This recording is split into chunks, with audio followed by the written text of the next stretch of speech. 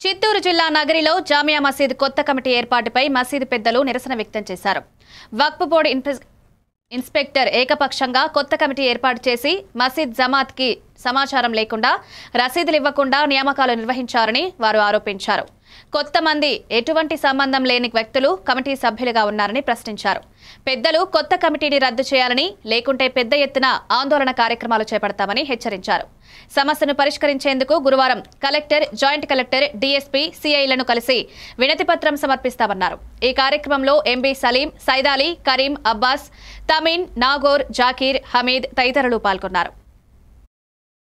Inspector అతను వాళ్ళతో కుమ్మకైనాడు. అతను వచ్చి ఏం చేసినారంటే ఆ కొంతమంది వ్యక్తులతో రాత్రి 10 గంటల వరకు ఉండి వాళ్ళతో చేయాల్సిన అవసరం. ఒక ఇన్స్పెక్టర్ గా ఉండి వాళ్ళ దగ్గర కుమ్మకాయకు మా మసీదు, మా పెద్దల దగ్గర అట్లీస్ట్ మా దగ్గర లేకపోయినా ఒక ప్రార్థన రోజు, జుమ్మా రోజు అయినా కూడా ఒక ప్రకటన కూడా ఇవ్వలేదు. కమిటీ ఏర్పడతాము అని చెప్పి ఒక ప్రకటన కూడా చేయలేదు.